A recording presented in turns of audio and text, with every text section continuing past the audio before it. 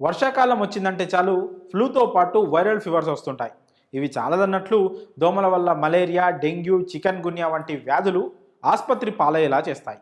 Malaria, dengue కన్నా ఇటీవల తెలుగు రాష్ట్రాల్లో చికెన్ గున్యాతో ఆసుపత్రుల్లో చేరుతున్న వారి సంఖ్య బాగా పెరిగిపోయింది. విపరీతమైన చలి, జ్వరంతో పాటు వెలిపెట్టేసే కాళ్ల నొప్పులతో ఆసుపత్రుల్లో చేరుతున్నారు.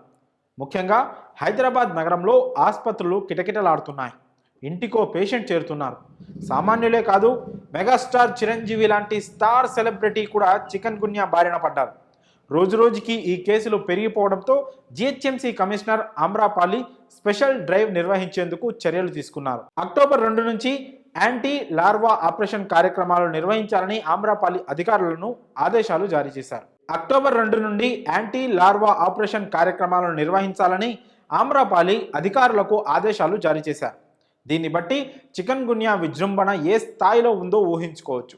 చికెన్ గున్యా కేసు నమోదైన ఇల్లు చుట్టుపక్కల 50 నుండి 100 ఇళ్ల వరకు సర్వే చేయాలని, దోమలు పెరిగే ప్రాంతాలను గుర్తించాలని సూచించారు. నీరు నిల్వ ఉన్న ప్రాంతాల్లో యాంటీ లార్వా ఆపరేషన్, ఫాగింగ్ చేయాలని తెలిపారు.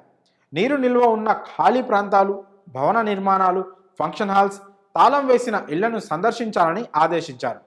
రెసిడెన్షియల్ వెల్ఫేర్ అసోసియేషన్ ప్రతినిధితో చికెన్ గున్యా నివారణకు తీసుకోవాల్సిన జాగ్రత్తలపై అవగాహన కల్పించాలని కమిషనర్ తెలిపారు. ప్రభుత్వ, ప్రైవేటు ఆసుపత్రుల్లో నమోదైన కేసులను బట్టి రోగి వివరాలు నమోదు చేయాలని, క్షేత్ర పరిధిలో చికెన్ గున్యాను అరికట్టేందుకు ఎంటమాలజీ కార్యక్రమాలు విస్తృతంగా చేపట్టాలని ఆమ్రపాలి ఆదేశించారు. నగరంలో చికెన్ గున్యా నివారణకు బాధ్యతగా వర్క్ చేయాలని తెలిపారు. మరి చికెన్ గున్యా ఎలా వస్తుంది, లక్షణాలను గుర్తించడం ఎలాగో ఇప్పుడు తెలుసుకుందాం. చికెన్ గున్యా ఎడిస్ అనే దోమకాటు వల్ల వస్తుంది. ఎడిస్ దోమ కుట్టిందంటే చాలు హఠాత్తుగా ఫీవర్ వచ్చేస్తుంది. కాళ్ళు, కీళ్ళు పట్టేసిన ఫీలింగ్ ఉంటుంది. కండరాల నొప్పులు మొదలవుతాయి. తట్టుకోలేనంత చలి, జ్వరం, వికారం, వాంతులు, ఒంటి మీద దద్దుర్లు వంటి లక్షణాలు ఉంటాయి. విపరీతమైన తలనొప్పి, ఒళ్ళు నొప్పులు వస్తుంటాయి. ఏ పని చేయలేని పరిస్థితి. మంచం మీద నుండి లేవాలన్నా కష్టమే.